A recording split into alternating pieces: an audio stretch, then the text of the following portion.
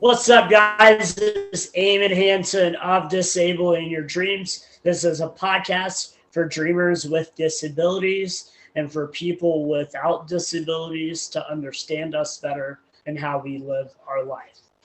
On the on the podcast today, we have our special guest, spotlight guest, Cade Henderson, aka Decade D3 Stand Up. What's up, Cade? How are you doing? What's up, bro? I'm doing pretty good. So, we're going to talk about Cade today and his life dealing with spina bifida. I don't know if I say that correctly when I do, but he can probably say it better than I can. So, legit, what is spina bifida for the people that are listening or watching that don't know what it is? Okay, so basically it is a spinal birth defect, and they call it the popcorn birth defect because there's no two cases that are the same. So my case is a very minor case, and it's where my bottom two vertebrae in my back never developed. So that caused my spinal cord to grow outside of my back in like a sack type thing. Dang. So, wow. Yeah. So there's many different forms of it. Like, Hank Williams Sr., he had a form of spina bifida, actually. Okay. That's why he had a lot of back problems. So, what was your birth and childhood like with spina bifida?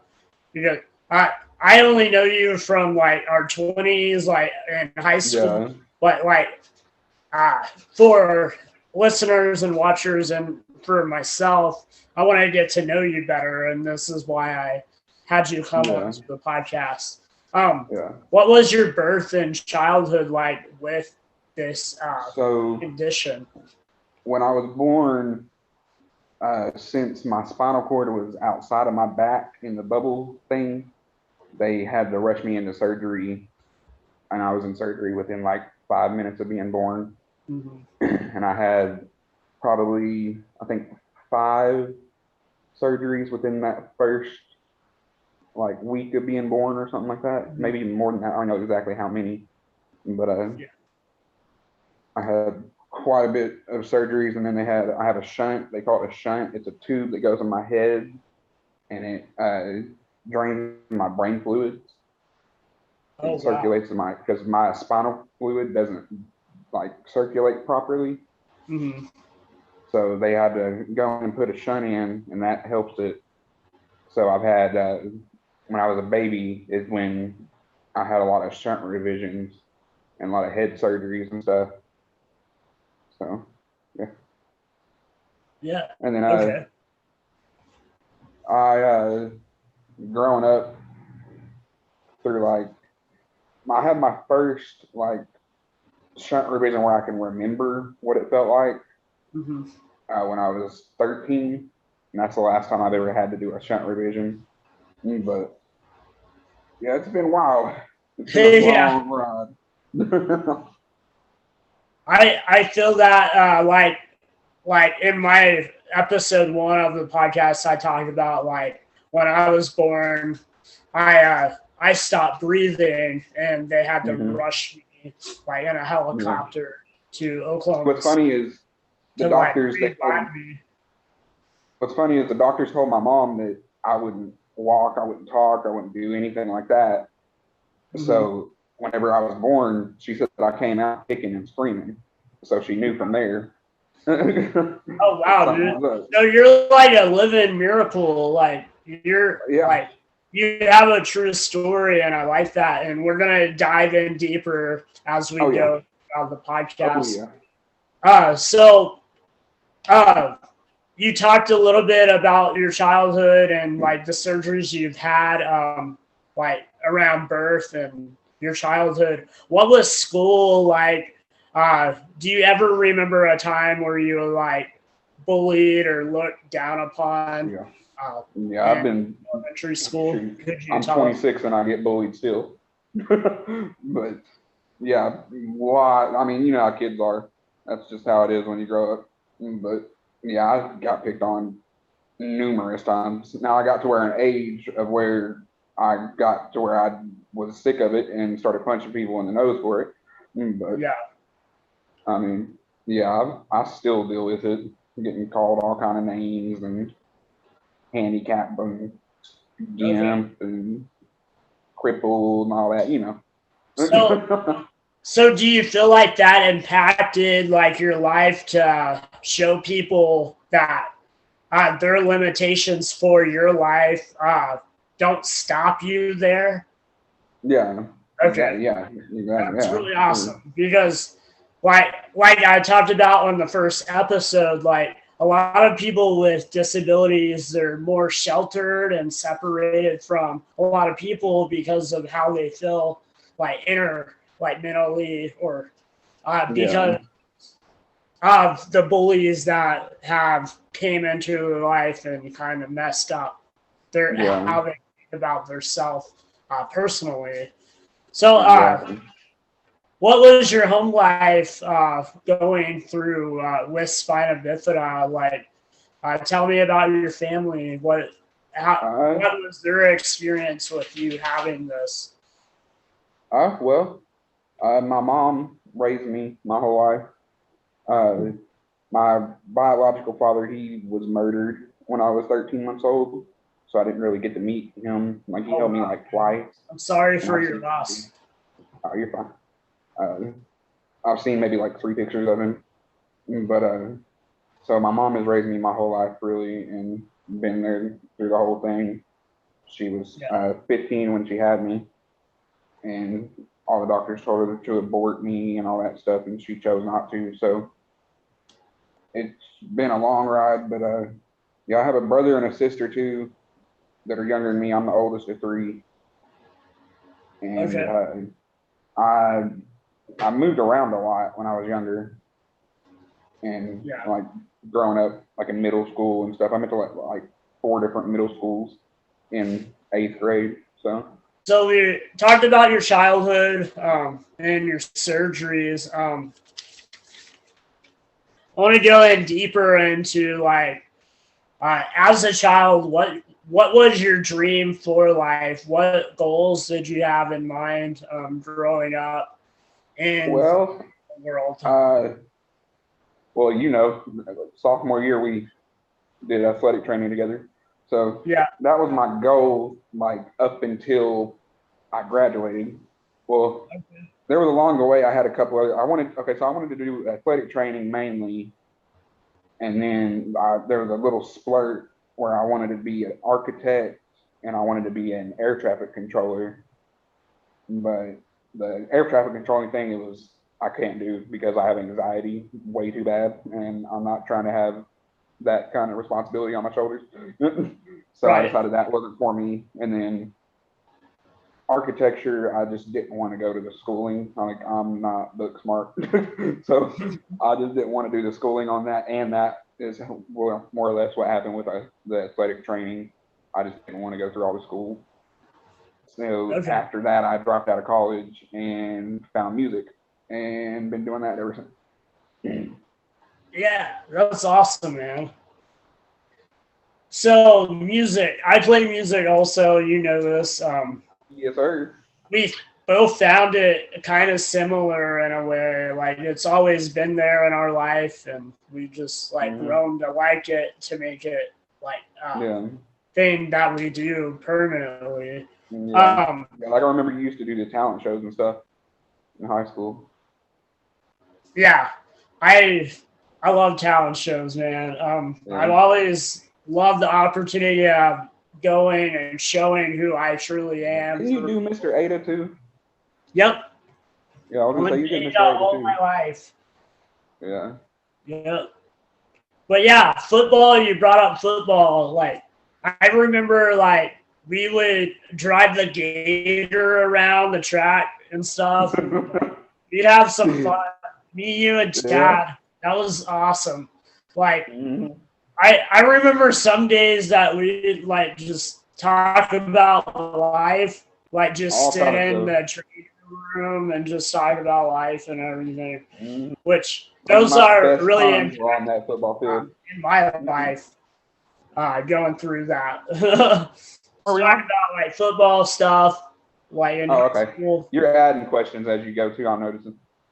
So, when was the first time you saw one of your dreams come to life?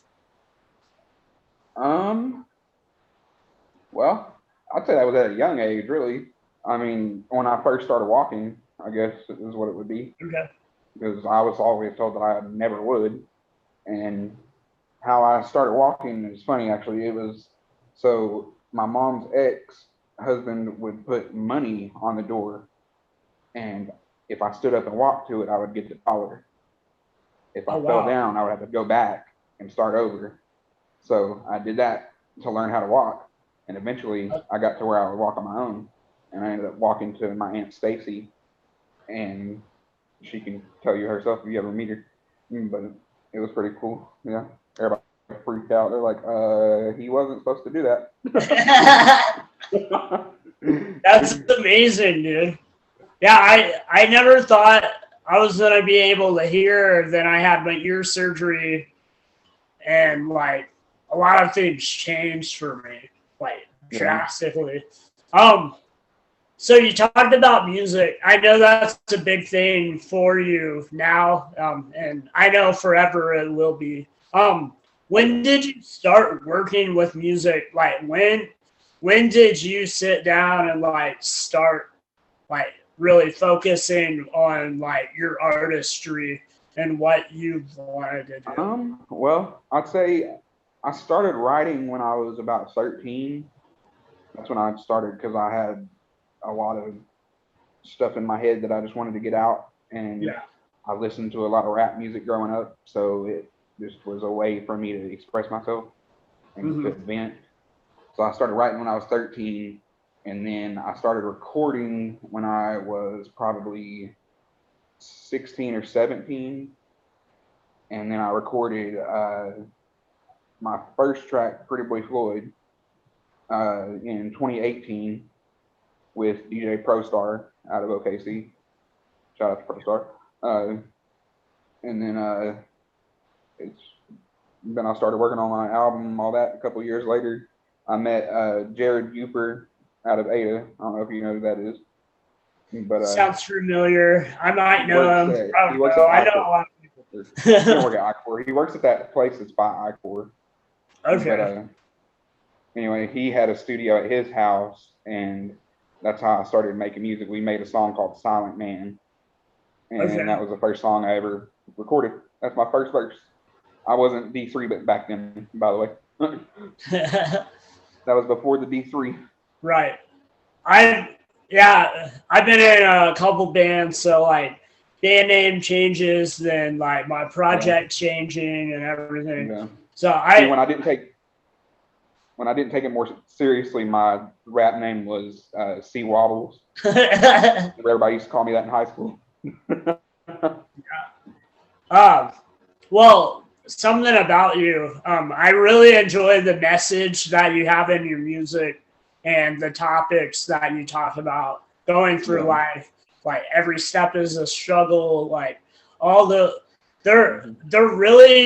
hit at home for me, because like that's my like go-to to write about what I write about. Like I want to write about the hard times in my life and the things I've went through. And I really enjoyed what you offer in your music to show people that you are this artist with a disability, but you don't let it get you down. You keep going, rising and above. that's the whole reason I started this music journey, honestly. Right. I just wanted to show kids that, especially kids that have spina bifida like me, I want to show them that it doesn't matter what card you're dealt. Like, as long as you work your ass off, then you can do whatever you want to. Yeah, totally, man. Like you have an impact, and I want you to know that I will always follow you because I enjoy who you are as a person and your music. it hits my heart, bro. Make me cry. Get all emotional. I'm not trying to make you cry, man. I'm just. I wanna like open up like this podcast to be a real thing to really help people, and I feel like it already has. Yeah. Oh, what was your most impactful experience performing in front of people? My most impactful, I'd say honestly, every time that I perform "Doubt Me" is an experience, because people that don't know me and don't know that song, whenever they hear it, just that hook alone, before I even stand up. Before I even stand up, which for the viewers that don't know, I perform in a wheelchair.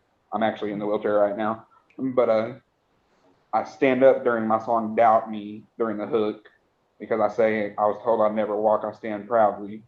So anyway, anytime I ever perform that song is crazy. But there's one particular time I was at Unwired Records. I think you might have been at that show. Yeah. The big crowd, it was AP Lucci. It was his music video. Yeah. I was there. Okay, yeah, you were there that night. It was a bunch of gangster dudes in the building, like 80 of them. And I damn near had them all crying.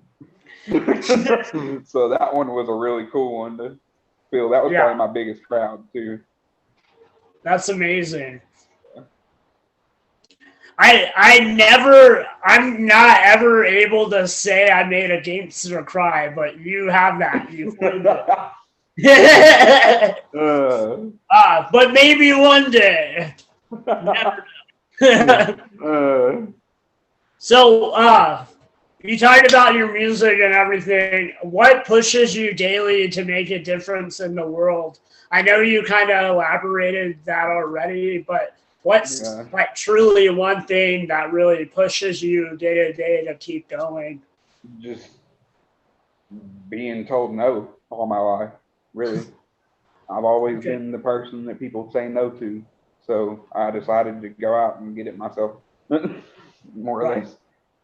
I mean, I have people that help me along the way. I have a team, of course, but I've always just lit a fire under myself and refused the word no.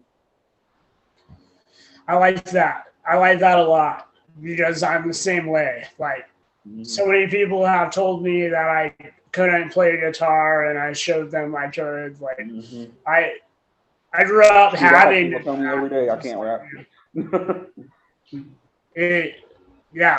I don't know. It's a God-given talent. That's the thing about the world, though. There's always going to be somebody that's going to tell you that you can't do something.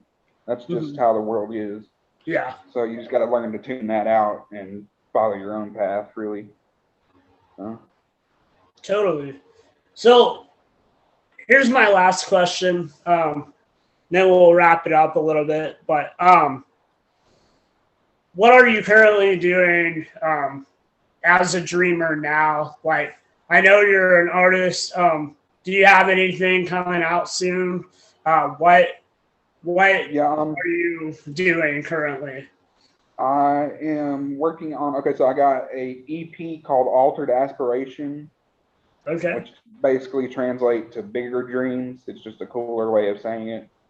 That fits with the podcast. I felt like bigger dreams was too boring, so I named it Altered Aspiration instead. And it's 4 songs. It's all features on the songs. Right. It's featuring Ty Stacks, Original Flow, Nicole O'Cron, Triple Eight, and Turk the Jerk. And it's hosted by DJ Shahid Ali. And then I have I'm doing 6 videos this year off of the last album, Every Step is a Struggle. I'm not going to name which songs, but be on the lookout for those. And then 6 singles produced by Supa, who is the guy that does the song Halle Berry, for everybody that doesn't know who Supa is.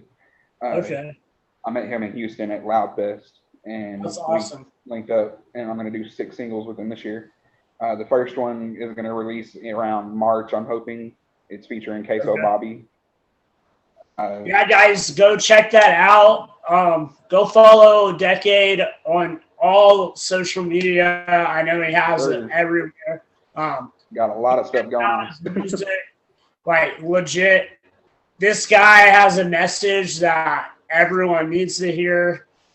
He's a good friend of mine and forever will be. I know you just had a surgery. How'd that go? The first week was hell. I'm not going to lie to you. Like, I laid in bed crying and could barely even move for a week. But now I'm up and I'm moving around. I mean, I still have tubes in my kidneys. For the people that aren't in tune with it, I had a nephrostomy or bilateral nephrostomy tube placement, which is where they stick tubes in my kidneys to drain my kidneys because my ureter tube stopped working.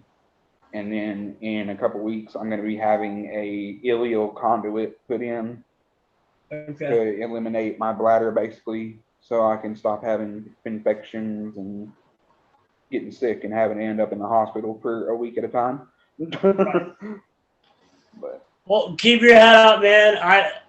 You're gonna make it through this. I believe in you. I'm sending my prayers your way, dude. I love you, man. Yes, sir. Look at you.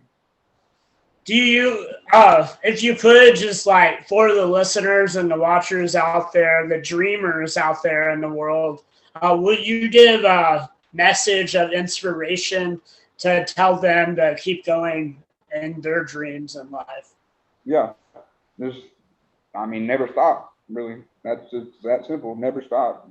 I mean, there's thousands of people. There's 7 billion people in this world.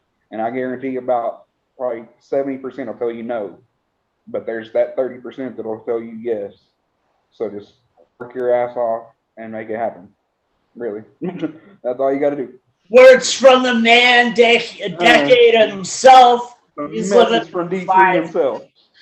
With the disability. He's a dreamer with the disability. Killing it in the music scene here in Oklahoma. Soon to be a worldwide renowned artist, because I believe in dreamers that want to knock down those walls and disable those walls to make those dreams a real thing. Check him out on Facebook, Instagram, all the social media out there. Also, new announcement, we just dropped our website, www.disablingyouردreams.com.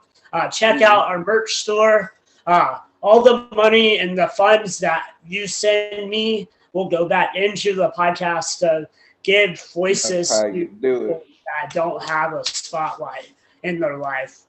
Because I want to make this podcast something brand new for people to experience something that other people are going through.